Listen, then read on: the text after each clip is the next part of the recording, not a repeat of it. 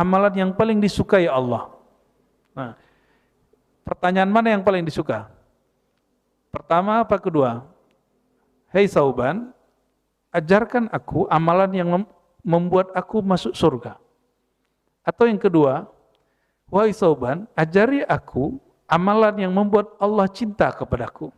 Melainkan Allah angkat satu derajatmu. Wa hatta biha anka khati'ah, lalu Allah gugurkan kesalahanmu. Apa yang diajari Allah? Tentang hakikat manusia. Jadi malaikat diajarkan yang disebut ma'rifatul insan. Ma'rifat tentang rahasia manusia. Jadi kita ini punya rahasia. Untuk teman-teman yang menonton kajian ini, jangan lupa bersalawat kepada Nabi kita Rasulullah Muhammad sallallahu alaihi wasallam. Allahumma salli ala Muhammad wa ala ali Muhammad. Hadis yang masyhur dalam Sahih Bukhari dan Muslim diriwayatkan dari Sayyidina Abi Hurairah radhiyallahu taala anhu. Apa kata beliau? Aku mendengar Nabi sallallahu alaihi wasallam bersabda mengenai rahasia salat membersihkan dosa. Hadis ini kita sering dengar pastinya. Ara'aitum law anna nahran bi babi ahadikum yaghtasilu fihi kulla yawmin 5 marrat.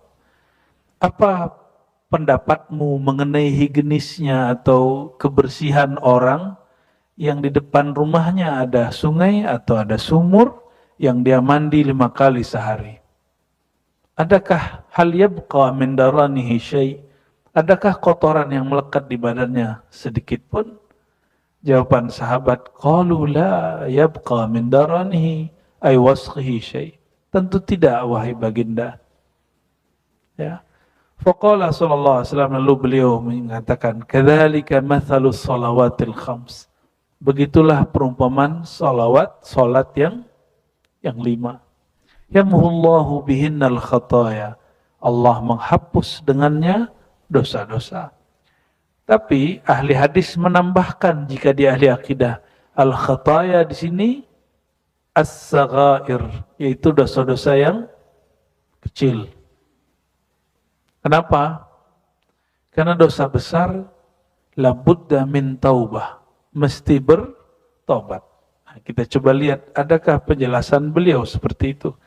Ammal kabair falabudda laha min taubah. Kalau dosanya korupsi mesti tobat, balikin duitnya dan dia ikrar bertobat.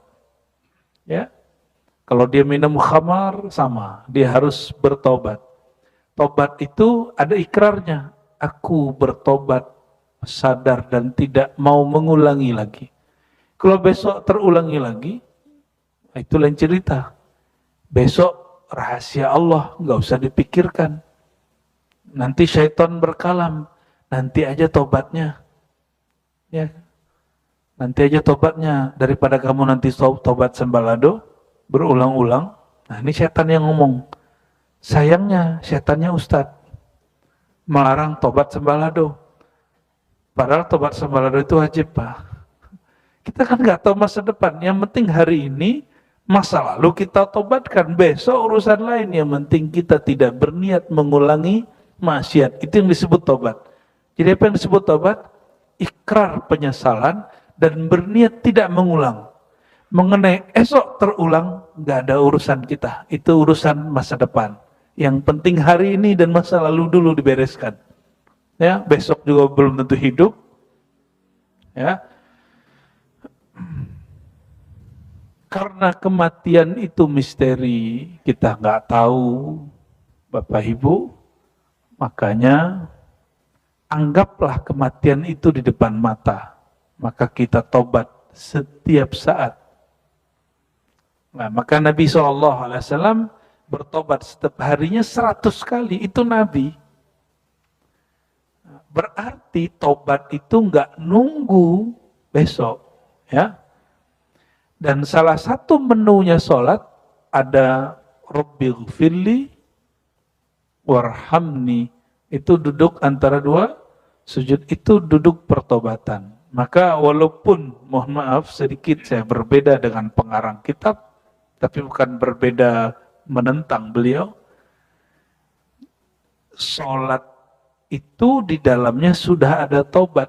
Rabbighfirli, Rabbighfirli, Rabbighfirli. Di hadis Imam Muslim diulang 3 kali. Rabbighfirli, Rabbighfirli, enggak dibaca yang lain. Maka itu sudah taubat. Taubat itu memohon minta ampun dan enggak mesti lafaznya wa atubu ilaik, cukup astaghfirullah.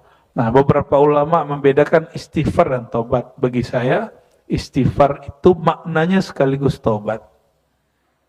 Ya, istighfar itu maknanya sekaligus taubat. Tapi memang banyak ulama yang membedakan itu. Ya. Nah, inilah rahasianya kenapa dosa-dosa diampuni. Ya, dosa-dosa diampuni. Kalau orang mengikrarkan dosanya di dalam sholat, berarti dia sudah taubat di dalam sholatnya. Ya. Jadi kalau duduk antara dua sujud, jangan buru-buru. Sebut Rabbighfirli itu pelan-pelan dan diulang-ulang. Jadi kadang-kadang kami kalau sholat, saya tidak sampai baca sampai akhir. Rabbighfirlinya diulang-ulang. Rabbighfirli, ya Allah ampuni aku.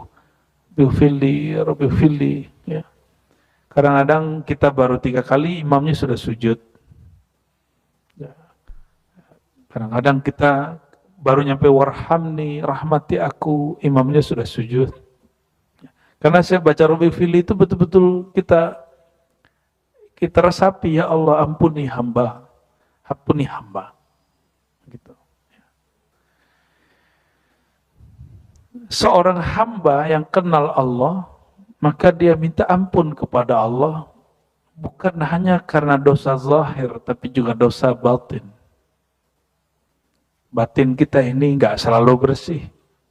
Maka ulang Rabbighfirli pertama dosa yang zahir, Rabbighfirli kedua dosa yang batin, Rabbighfirli ketiga dosa yang disadari dan tidak disadari. Gitu ya.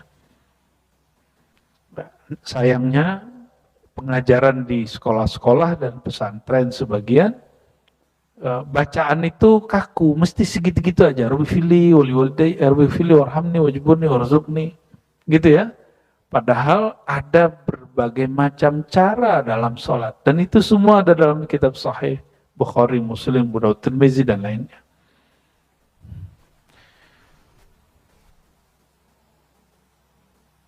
As-salawatul khams wal jum'ah ilal jum'ah wa Ramadan la Ramadan kafaratun lima bainahunna ma lam tukhshal kabair. Ya. Beliau memakai hadis riwayat Imam Tirmizi dan Muslim. Salawat ke salat, Jumat ke Jumat, Ramadan ke Ramadan, kafarah, menjadi penebus. Kafarah, apa arti kafarah? Penebus. Kafarat, kita sering nyebutnya kafarat. Antara dua waktu itu, antara misalnya kita tadi zuhur sampai nanti tadi subuh sampai ke zuhur, pasti ada maksiat hari ini. Betul? Maksiat lisan kah, maksiat hati. Nah, nanti Allah hapus tanpa perlu bertobat. Nah, maka kalau yang dia ikrarkan, ya Allah ampuni aku dari dosa apa begitu, itu namanya tobat. Ya, dan kita berniat untuk tidak mengulangi kembali. Ya. Malam tukhshal kabair, selama dia tidak melakukan dosa besar. Dosa besar mesti dengan ikrar taubat. Ya, mesti dengan ikrar taubat. Ya. Ini luar biasa nih, bocil-bocil juga ikut. Ya. Cuma si bocil itu main handphone. Ya nggak apa-apa ya. Yang penting dia ikut ngaji. Biar di alam bawah sadarnya ada pengajian. Saya dulu seperti itu. Saya kalau dulu ngaji sama bapak saya dibawa, habis itu saya tidur. Tapi saya tidur dalam memandang sang guru yang mengajar. Kita lihat ketiduran gitu. Yang gede aja ketiduran, ini baru tidur 1,5 jam soalnya. Alhamdulillah. Inna lillahi malakan. Ada sebuah hadis riwayat Imam Tabarani, hadisnya Hasan ya. Allah memiliki malaikat yunadi inda kulli salah, yang dia berseru dan dia berkalam setiap kali jam sholat. Berarti kalau 5 waktu, 5 kali. Apa kata dia? Kata malaikat, ya bani Adam, wahai manusia, kumu ila niranikum allati awqadtumuha fa'atfihuha. Bangunlah kalian, segeralah kalian datang kepada kesalahan-kesalahan api neraka yang kalian hidupkan, nyalakan, fa'atfihuha, lalu padamkanlah dia dengan sholat. Ya. Jadi ini perkataan malaikat. Perkataan malaikat. Kumu, berdirilah kamu ila niranikum, kepada nerakamu yang kamu telah nyalakan. Neraka di situ dosa. Ya. Nerakanya pemaksiat itu mulai terasa dengan gelisah. Maka tidak ada orang yang bermaksiat merasakan nyaman. Dia senang merasakan kenikmatan syahwat, tapi batin dia sebenarnya gelisah. Koruptor itu senang ngambil duit, tapi batin dia gelisah nggak? Gelisah. Dan maksiat paling ringan adalah lalai kepada Allah. Dan orang yang lalai kepada Allah pasti gelisah, walaupun sholatnya banyak. Ya, tapi lumayan, dia masih sholat. Ya.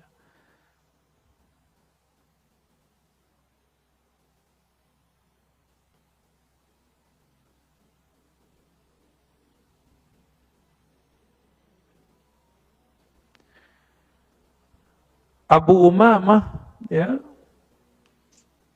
didatangi oleh Abu Muslim At-Taghlabi, ya, di halaman 61. Wahu fil masjid, dia di dalam masjid. Lalu Abu Muslim At-Taghlabi mengatakan, wahai Abu Umamah, ada seseorang, inna rajulan haddatsani ank. Ada orang meriwayatkan kepadaku, katanya ini ilmu darimu. Nah, ini namanya konfirmasi. Bolehkah konfirmasi? Ini salah satu tradisi ahli hadis, itu sangat dianjurkan. Annaka sami'ta Rasulullah SAW, bahwa engkau mendengar Nabi Muhammad SAW berkata. Jadi Abu Muslim dengar dari seseorang ini dapat ilmu dari Abu Umamah. Abu Umamahnya masih hidup. Ini namanya mengkonfirmasi. Dan yang kedua disebut mencari sanad yang lebih dekat kepada baginda Rasulullah SAW. Nah, ini namanya sanad ali, bahasa Arabnya. Sanad yang tinggi, yang dekat kepada Nabi Muhammad SAW. Lalu kata orang ini, yang aku dengar dari orang itu, benarkah wahai Abu Umamah? Apa yang aku dengar? Man tawadda'a, Nabi bersabda, siapa yang berwudu, membaguskan wudunya. Membaguskan wudu bukan berarti mubazir air. Jadi teman-teman saya di Eropa, di Australia, itu yang ngurus masjid kaget melihat orang Indonesia pertama kali datang ke sana, kalau wudu airnya ngucurnya gede. Ya, apalagi kalau hari Jumat. Kalau hari Jumat kita kebiasaan air melimpah sampai air udah banjir di Jakarta. Makanya biasa kerannya gede-gede. Padahal sunnahnya mengeluarkan air dikit-dikit sekali, gak usah banyak-banyak. Karena wudhu itu tidak mesti kemudian mengguyur muka. Dia cukup menyampaikan air yang sejuk ke wajah. Ya, kalau mau nyuci wajah ya pakai di waktu yang lain lah. Ya. Jadi membaguskan wudhu artinya menyampaikan air ke semua wilayah anggota wudhu, bukan membuang air banyak-banyak. Coba Bapak Ibu hitung, saudara-saudariku, ketika kita wudhu, banyakkan air terpakai atau terbuang? Jujur. Itu tanda wudhunya dengan syaitan. Karena syaitan, temannya adalah orang mubazir. Mahal loh Pak, PDAM itu di masjid-masjid di Indonesia, di Jakarta itu betul-betul banyak boros. Dan seandainya umat diedukasi, ini kan mereka ngomong gini, paling saya doang. Setiap hari ada di 1 jam mungkin ada 100 orang sholat. Berarti ada 100 orang yang melakukan itu di masjid.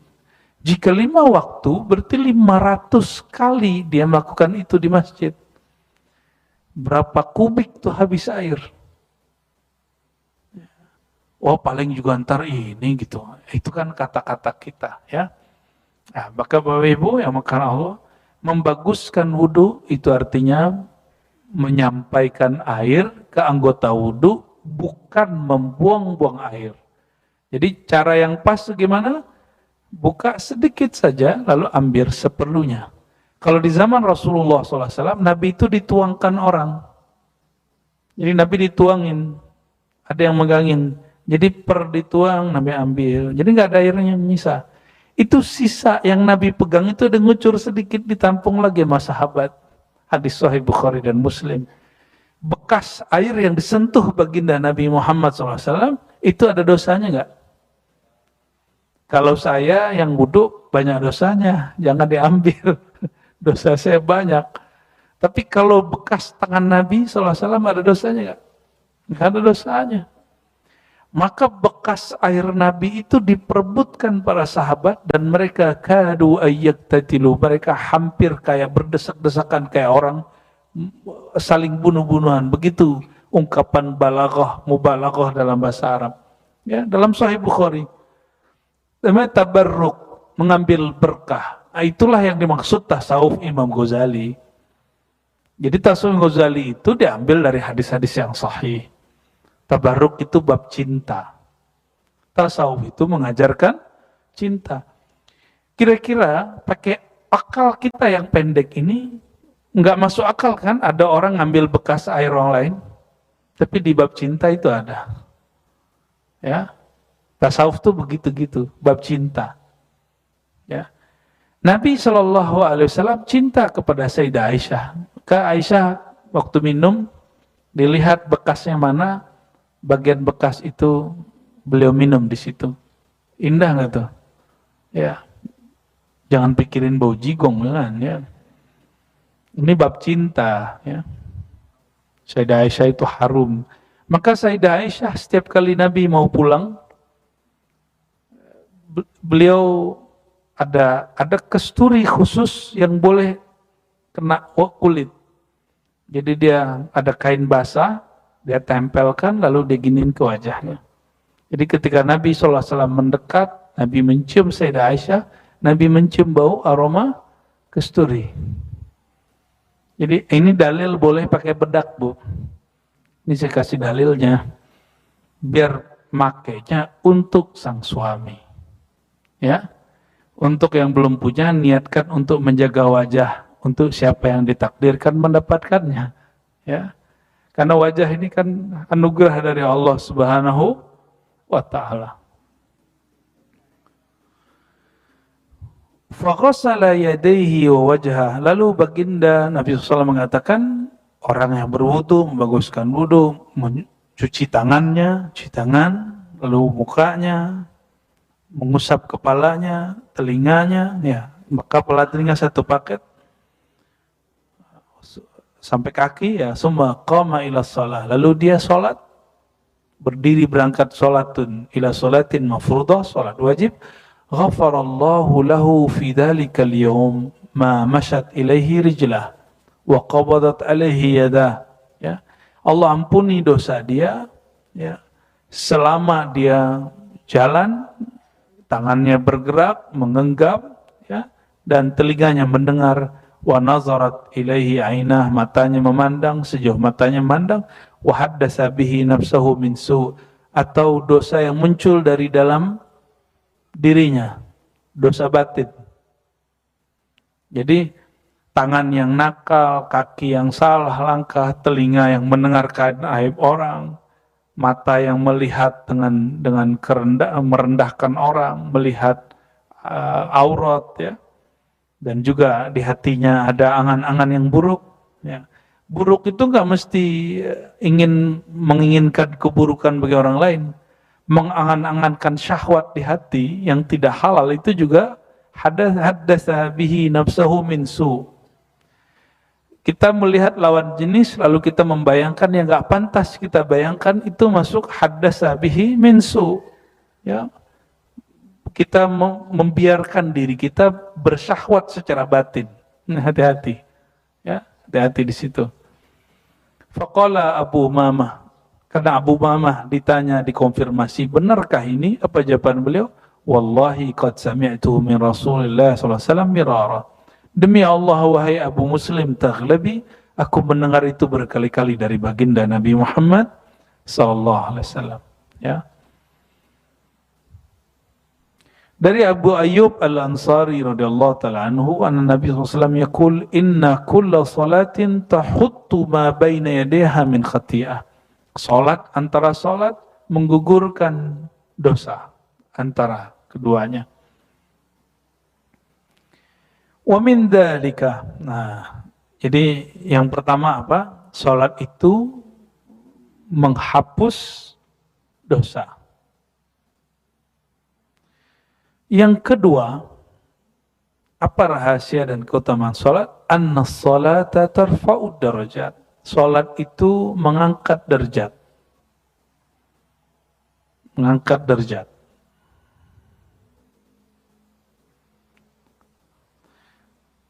Rawa Muslimun an Ma'dan ibn Abi Talha. Imam Muslim beriwayatkan dari Sayyidina Ma'dan bin Abi Talha radhiyallahu ta'ala anhu. Kata beliau, laqitu Thauban maula Rasulillah SAW. Aku bertemu mantan budak Nabi yang Nabi merdekakan, namanya Thauban. Ini Nabi punya budak.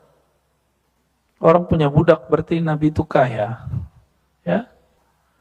Berkecukupan lah. Tidak seperti yang diceritakan banyak orang tentang Nabi, bahwa Nabi itu miskin. Itu Imam Subki mengatakan orang begini su'ul adab kepada baginda Nabi Muhammad SAW. Bagaimana mungkin orang yang punya kendaraan paling bagus di zamannya, yang mempunyai pasangan lebih dari satu, dan bisa menafkahi semua dengan cukup, itu disebut miskin. Ya miskin itu antum. Ya, satu doang. Ya, Pak Kiai itu miskin ya. Orang Arab itu sering ngomong gitu, miskin, kasihan loh. Jadi miskin itu bisa diartikan kasihan gitu. Saya dulu waktu belum nikah, guru saya Syekh Taufik bilang, lam tatazawwaj? La ya Sayyidi. Apa katanya? Ente belum nikah. Waktu itu umur saya baru 20 tahun. Ya, belum wahai Tuan Syekh. Miskin kata. Ente miskin. Ya. Ya, baru 20 tahun nikah. Ya. Nanti pernikahan dini lagi ya. Laqitu Thauban, aku bertemu mantan budak Nabi Muhammad SAW yang beliau merdekakan. Jadi Nabi punya budak, budaknya nggak jadi budak, Pak. Jadi guru. Gimana tuh? Nabi punya budak, budaknya jadi guru besar. Sekelas Ma'dan bin Abi Talha berguru kepada Thauban. Jadi guru. Jadi Nabi budaknya nggak diperbudak. Apalagi istrinya.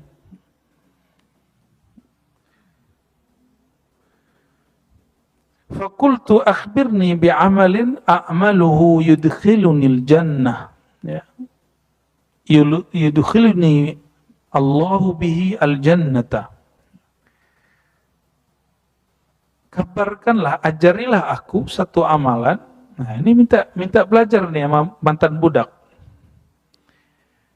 Wahai Tuan Thauban, ajarkan aku amalan yang menghantarkan aku masuk surga. Jadi Allah memasukkan aku bihi dengan amal itu al-jannah, surga. Lalu Thauban mengatakan, akhbarani, ini masih kalam dia ya, akhbirni bi ahbil amalillah. Atau ada satu riwayat, Ibnu Abi Thalha bertanya, kabari aku amalan yang paling disukai Allah. Nah, pertanyaan mana yang paling disuka? Pertama apa kedua? Hei Sauban, ajarkan aku amalan yang membuat aku masuk surga.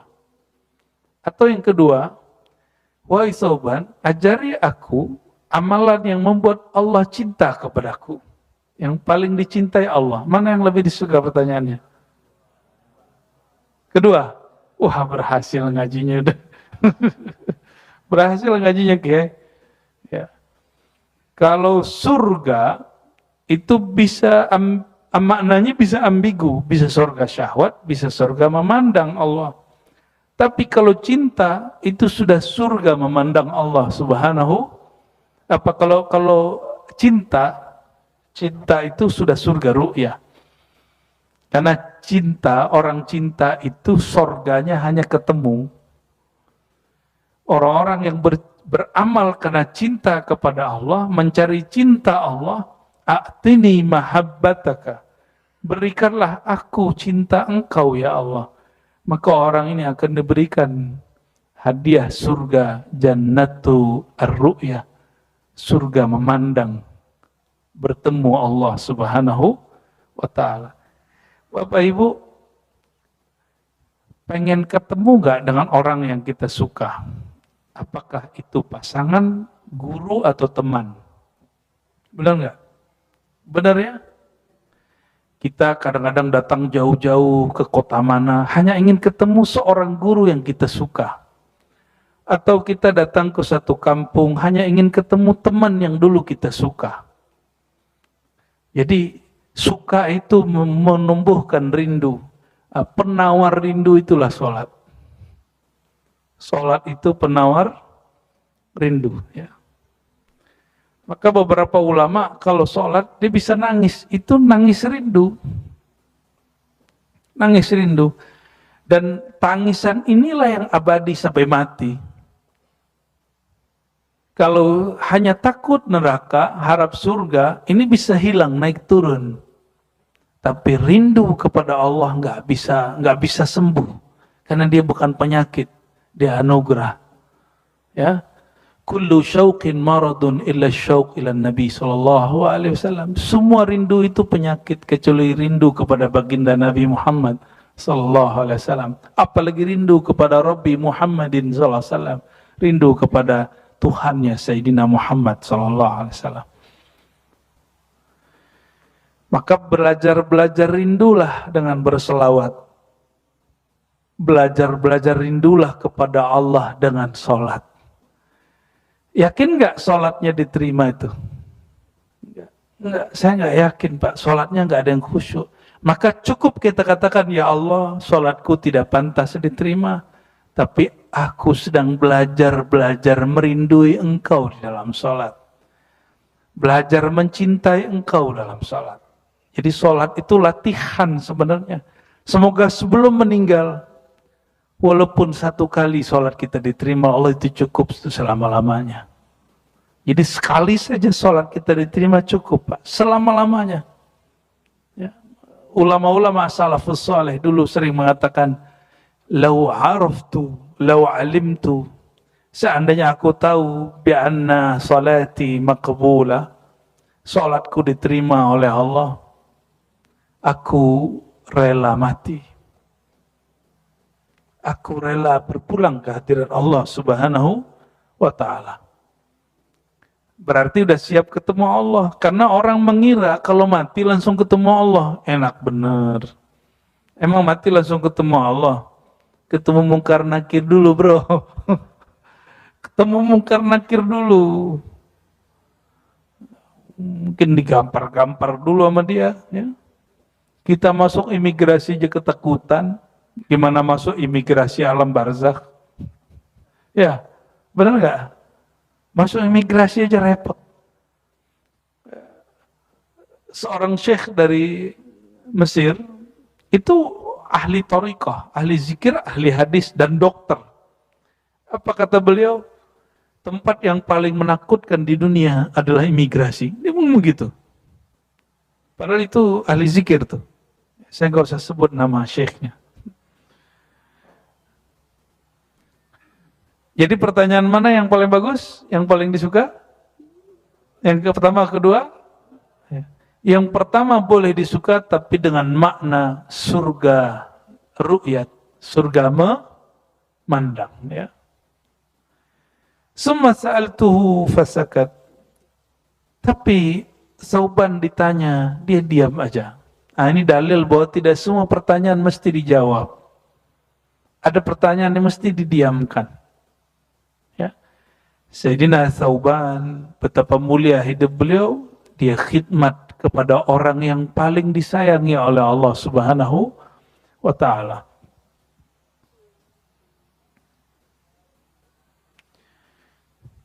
Ditanya lagi yang kedua kali, dia masih diam. Yang ketiga kali, barulah dia jawab. Sa'altu dzalika Rasulullah sallallahu alaihi wasallam. Ya, ternyata Sauban ini kalau ditanya tentang sesuatu yang berkaitan dengan Nabi, dia mau nangis, Pak. Dia rindu kepada Nabi Muhammad SAW. Maka dia ditanya begitu, dia diam.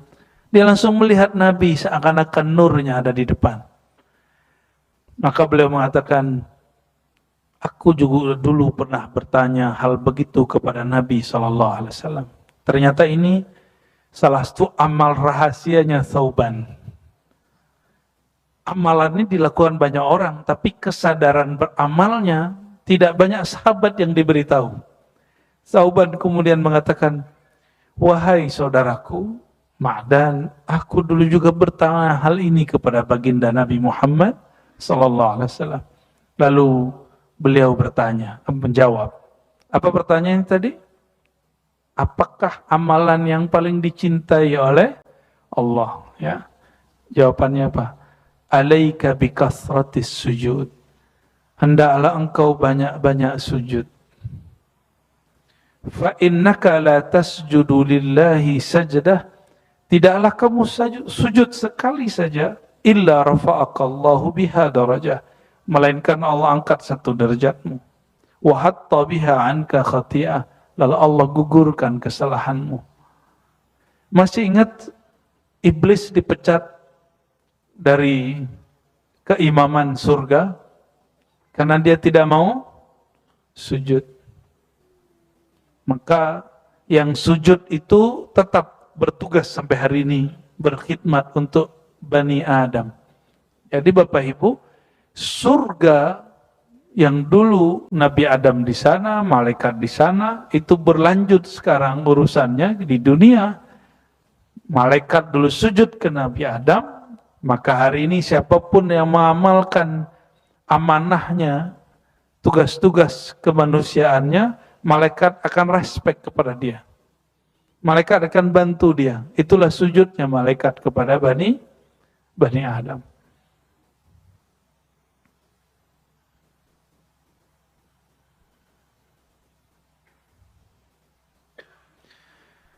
Dan di dalam surat Al-Hijr, surat Shad, ya, ayat 27, Al-Hijr ayat 27 itu, 27, 28, itu Allah buat mengajarkan kepada malaikat. Ya, wa iz qulna lil malaikati, ingatlah ketika kami, atau wa iz qala rabbuka lil malaika, ingatlah ketika Allah mengajari malaikat. Apa yang diajari Allah? Tentang hakikat manusia. Jadi malaikat diajarkan yang disebut ma'rifatul insan. Ma'rifat tentang rahasia manusia. Jadi kita ini punya rahasia. Disebutkan itu rahasianya dua. Pertama, penciptaan tubuh zahir manusia dari tanah, lalu batin manusia dari ruh. Berasal dari ruh. Nah, ini saya mesti luruskan Bapak Ibu. Ini banyak orang salah menerjemah kalam ini. Ada satu kalimat ulama kita secara sirriyah mendapat ilham.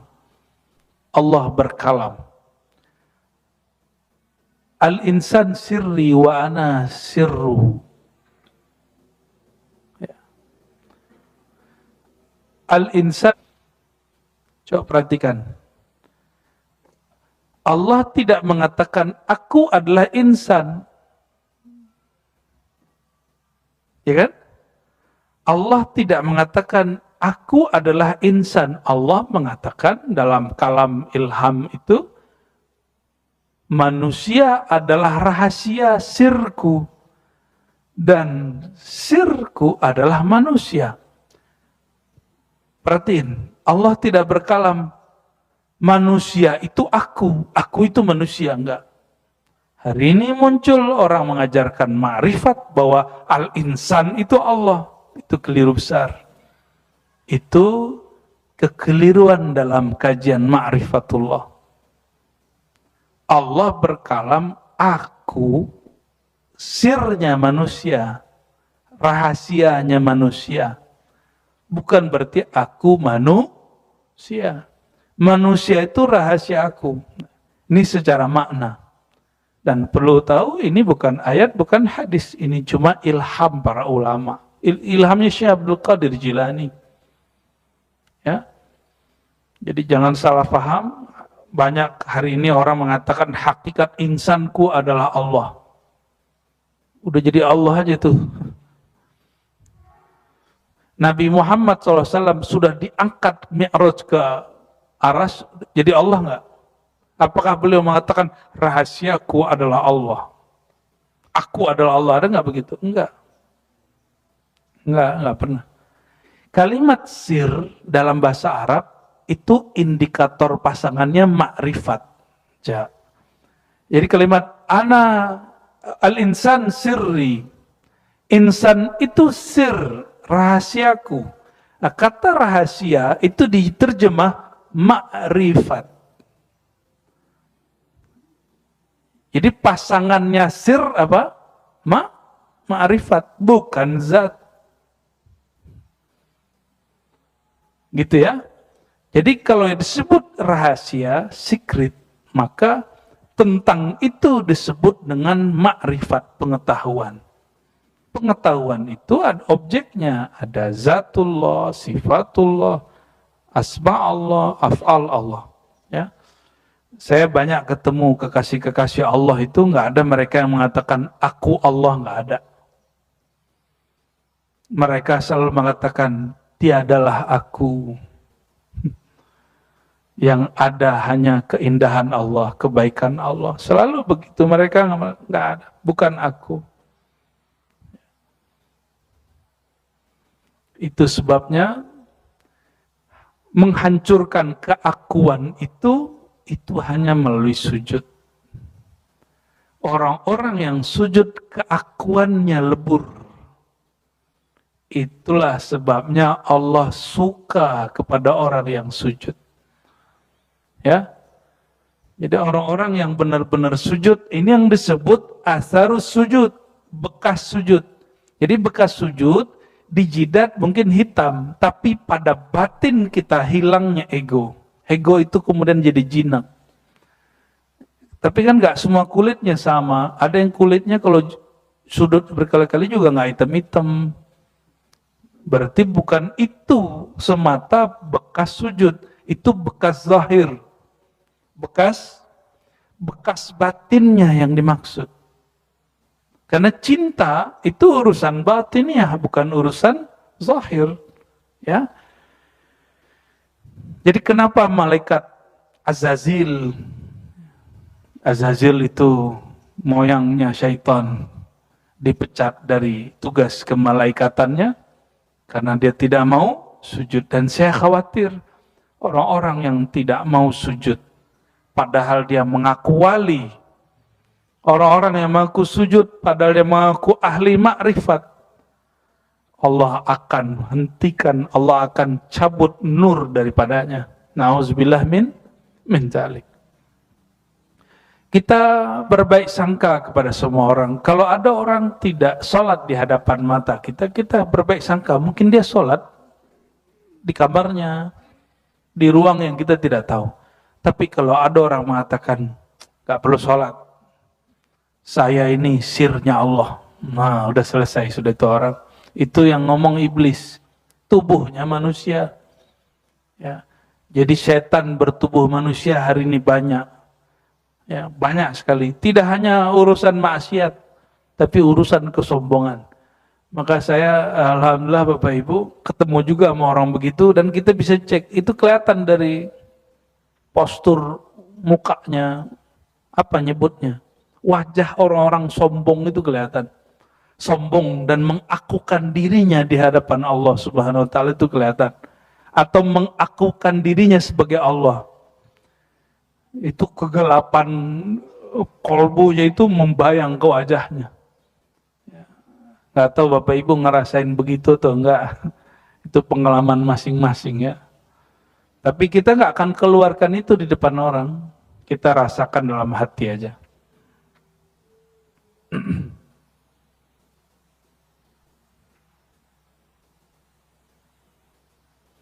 Hadis berikutnya sama, Ubadah bin Samit ya. Nah, kita masuk ke halaman 62. Bismillahirrahmanirrahim. Anna salata khairu mawdu'in syara'ahu Allah tabaraka wa ta'ala. Sesungguhnya salat itu sebaik-baik ketetapan yang Allah syariatkan. Ya, maudhu'.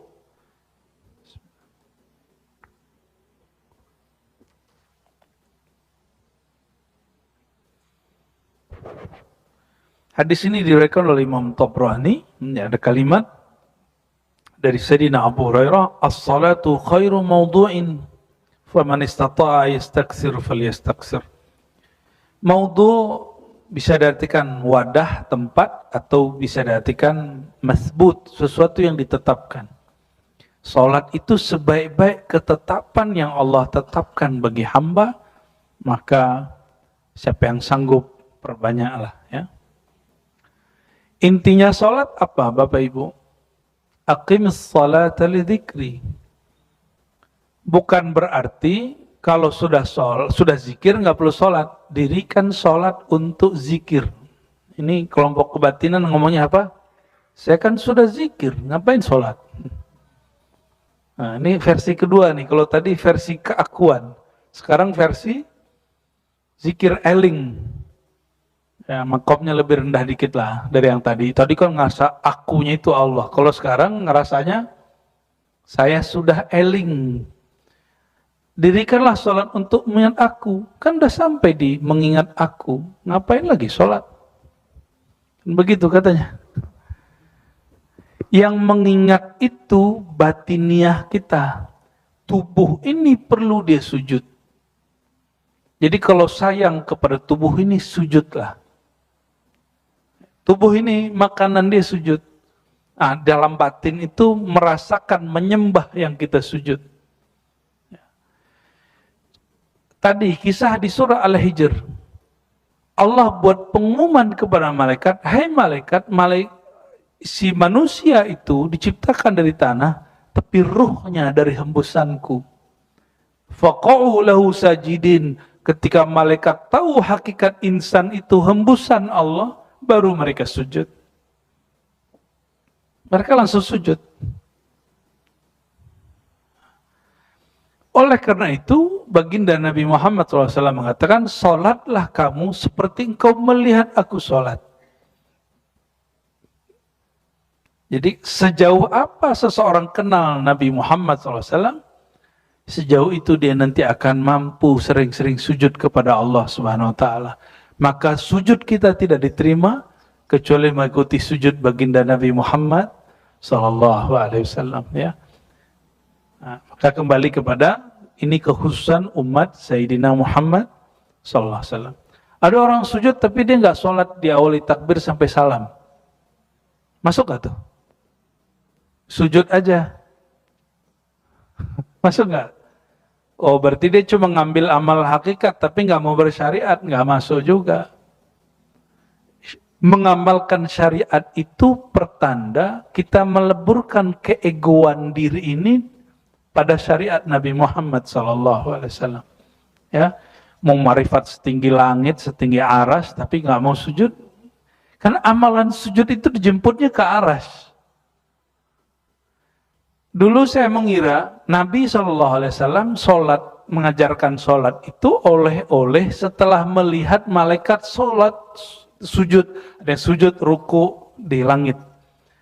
Tapi setelah mengerti ma'rifat mi'raj, ternyata sholat itu bukanlah Nabi meniru malaikat, tapi malaikat meniru sang Nabi Muhammad sallallahu alaihi wasallam. Gitu. Ya. Malaikat menirukan Nabi Muhammad sallallahu alaihi wasallam. Jadi ketika Nabi mengatakan tadi, sholatlah kamu seperti kamu melihat aku sholat, Nabi tidak hanya berkalam kepada manusia, Nabi juga berkalam kepada malaikat dan jin. Ya.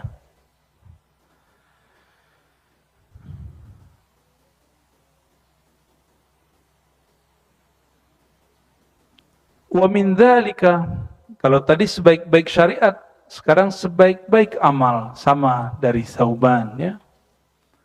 Wa'lamu anna khaira amalikum salah. Ketahuilah bahwasannya amal terbaikmu salat. Maka orang-orang terbaik di alam ini itu orang-orang yang paling bagus salatnya. Bukan paling banyak, paling bagus. Jika banyak dan bagus, itu 2 kali lipat. Sayyidina Umar bin Abdul Aziz udah begitu sholatnya 100 rakaat setiap hari, itu ditanya orang, kamu dan sahabat Muawiyah yang konflik dengan Ali, muliaan mana? Jawabannya apa? Jangankan si Muawiyah, debu yang nempel di Muawiyah itu lebih mulia dari aku Umar bin Aziz. Yang sholatnya berapa tadi? 100 rakaat setiap hari. Kenapa?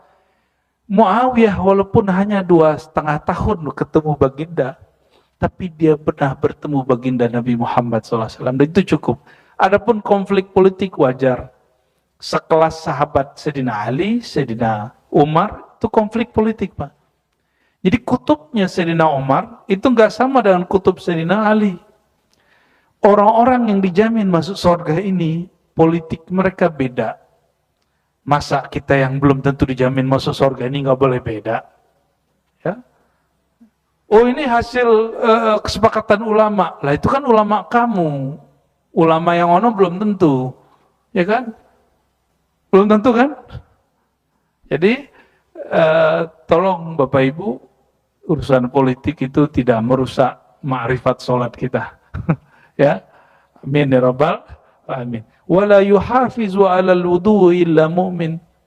Ciri-ciri indikator seseorang itu mukmin yang baik, dia selalu menjaga wudu. La yuhafiz 'alal wudu, tidaklah menjaga wudu kecuali mukmin. Nah, mulai latihan jaga wudu. Tapi dengan syarat tadi, wudunya jangan berlebihan. Dan ada cara wudu yang mudah. Bapak Ibu ini kan kadang malas wudu lagi karena harus copot sepatu. Betul nggak? Enggak. Kalau kita berangkat sudah pakai kaos kaki, pakai sepatu, nanti batal wudu, cukup diusap sedikit kepala, bukan diguyur, nanti sepatunya bau. Ambil air dikit diusap aja. Ya, jadi wudu atas seperti biasa, ketika di kaki tidak disiram, cukup di al-mashu alal khuf. Ya. Dulu disebut khuf karena khuf itu dia rapat. Nah, sekarang ya dikiaskanlah dengan sepatu yang ada sekarang. Bagian berikut. Ini bagian terakhir barangkali ya di pagi ini. Anna as-salata shifa'un lil arwah wal ashbah. Salat itu obat bagi ruh dan tubuh. Dari Sayyidina Abi Hurairah radhiyallahu ta'ala anhu diriwayatkan oleh Imam Ahmad, inna fis salati shifaan. Sesungguhnya di dalam salat itu ada obat. Jadi kalau mau berobat sakit badan, salat dulu, sembuhkan dulu konsep batiniahnya, baru nanti salat. Karena banyak sekali orang sakit bukan karena faktor luar, tapi karena faktor di dalam dirinya. Ya. Jadi saya sampai hari ini melihat, kok saya masih ada sakit di badan saya. Saya masih bertanya-tanya, Pak, apa yang nggak beres dari sifat saya atau cara berpikir saya di dalam diri? Jadi setiap hari saya kemudian memuhasabah itu. Mungkin misalnya punggung sakit gitu ya, apa yang pegel, kolesterol apa, kita sering memikirkan itu, jangan-jangan ini, jangan-jangan itu, ya, bermuhasabahnya begitu, ya. Karena banyak sekali orang-orang yang sebenarnya penyakitnya ada di dalam dirinya, dia bisa sembuhkan dengan merubah konsep itu, tapi dia buru-buru berobat keluar. Akhirnya ketergantungan dengan obat dari luar. Dia lupa ada penyembuh dari dalam dirinya. Ya. Jadi mulai sekarang, nah ini amalannya Sayyid Muhammad. Beliau setiap kali syuruk, habis itu sholat hajat. Nah, hajat kan apa? Kesembuhan jiwa dan kesembuhan badan. Seandainya pun masih sakit, terima aja. Berarti masih ada penyakit di dalam dirinya. Ya. Dan hari ini psikolog dan dokter sudah menemukan polanya. Orang yang cemas, penyakitnya nanti di badannya apa, ya kan? Orang cemas biasanya penyakitnya ke kepala apa ke dadanya? Mana Pak Dokter? Ya, Pak Pengurus dokter juga. Ya, orang kalau cemas biasanya yang nyesek kepalanya pada dadanya. Maka orang asma itu bisa jadi biologisnya, bisa jadi emang dirinya ada masalah. Dan itu bisa disembuhkan dengan sholat. Ada seorang sahabat dengan sendal, masih ingat riwayatnya hadis Tirmizi? Digelisah. Sendal zaman dulu mahal Bapak Ibu. Orang sahabat seringkali pergi ke masjid nggak pakai sandal. Kita sekarang sandal murah-murah ya. Nah maka ketika sahabat itu panik, kalau dia panik nanti akan muncul penyakit-penyakit dalam jiwanya dan penyakit di badannya. Apa kata Nabi? Sholli rakaatain, sholat dulu rakaat, jangan cemas. Nah orang-orang yang cemas ini akan gampang sakit kepala, akan gampang sakit dada, gelisah gitu. Ya. Barangkali inilah oleh-oleh dari Sayyid Muhammad, Buya Sayyid Muhammad Alawi Al-Maliki. Beliau mengatakan berdasarkan hadis Imam Ahmad bahwa sholat itu penyembuh bagi rohani dan dapat memperkuat jasmani. Ya, benar kuat nggak jasmani? Sholat itu kuat nggak jasmani Pak? Kuat. Ya. Jadi yang sholatnya selama ini duduk di kursi, coba di konsep ulang badannya. Pasti nanti bisa balik lagi tuh, bisa sujud lagi nih. Ya, eman cuma duduk di kursi, kecuali memang sudah sangat fatal. Ya, tapi setahu saya orang-orang yang betul-betul menemukan pola dalam dirinya, dia bisa kembali lagi. Ya, barangkali itu. Ya.